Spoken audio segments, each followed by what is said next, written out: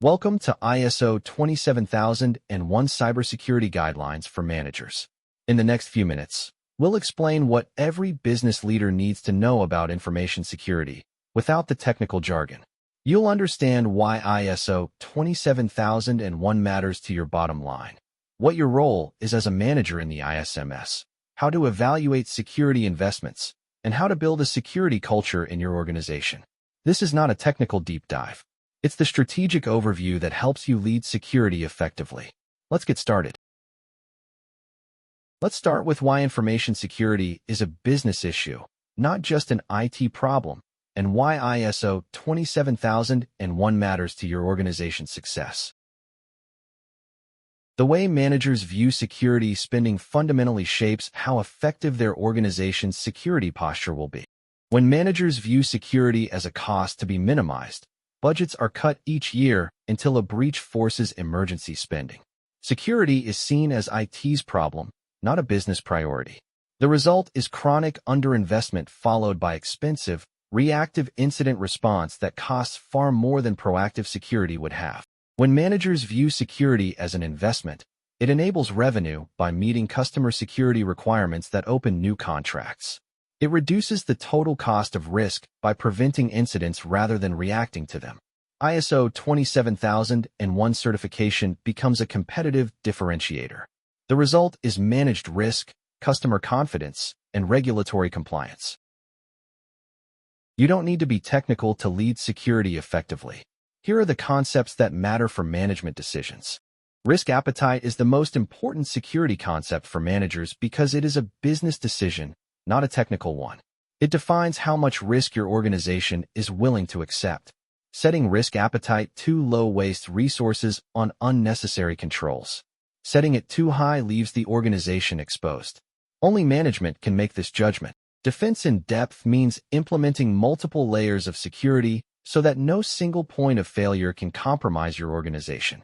Think of it like a medieval castle with walls, a moat, guards, and a keep. If attackers breach the outer wall, they still face the moat.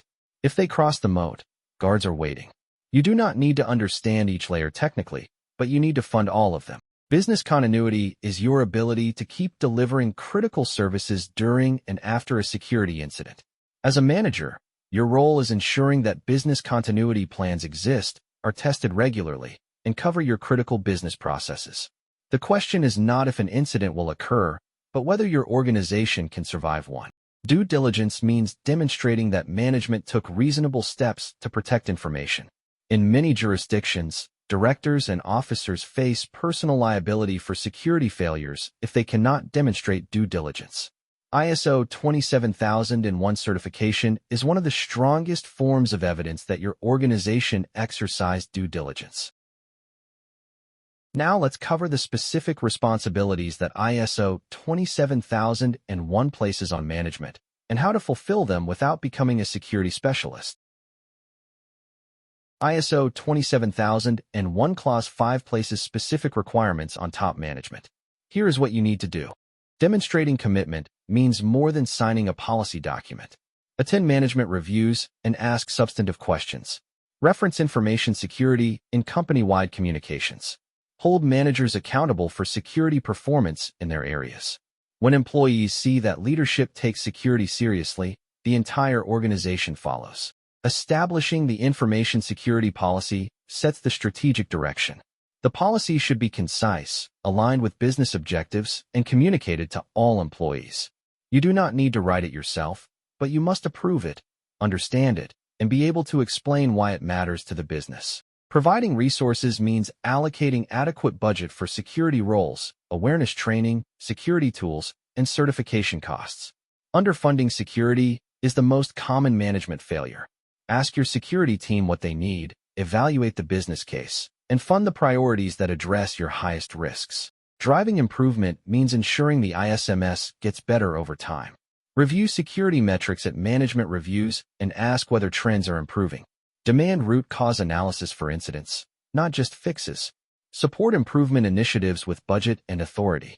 The standard requires evidence of continual improvement, and that starts with management expectations. Technical controls alone cannot protect your organization. Building a security culture is one of management's most important contributions. Culture starts at the top. Follow security policies yourself, including using multi-factor authentication, locking your screen, and handling sensitive information carefully. Discuss security regularly in leadership meetings. Publicly recognize employees who demonstrate security-conscious behavior. If managers bypass security controls, everyone else will too. People follow rules they understand. Explain why security controls exist in business terms. Share relevant industry incidents that illustrate real consequences. Connect security to things employees care about, protecting their jobs, their customers, and the company's reputation. Security awareness works when people understand the why, not just the what. If security is difficult, people will work around it. Ensure security tools are user-friendly and well-supported. Provide clear, simple procedures rather than lengthy policy documents. Remove unnecessary friction from secure workflows. The goal is to make the secure way the easy way, so people choose it naturally. What gets measured gets managed. Track security awareness completion rates, phishing simulation results, and incident reporting rates. Include security responsibilities in performance reviews for managers. Celebrate security achievements like successful audits, improved metrics, and employee contributions. A culture of recognition reinforces desired behaviors.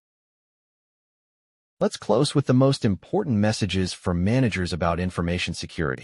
First, information security is a business issue that affects revenue, reputation, regulatory compliance, and personal liability. Managers who understand this and lead security proactively protect their organizations and their own careers. Those who delegate it entirely to IT often learn this lesson through a costly incident. Second, your role as a manager is to set the strategic direction for security, provide adequate resources, and demand measurable results. You do not need to become a technical expert. You need to ask the right questions, fund the right priorities, and hold people accountable for security outcomes. Third, ISO 27001 certification provides the strongest evidence that your organization exercises due diligence in information security. In an era of increasing regulatory scrutiny and personal liability for directors, certification protects both your organization and you personally. And fourth, security culture is shaped by management behavior more than any policy or training program.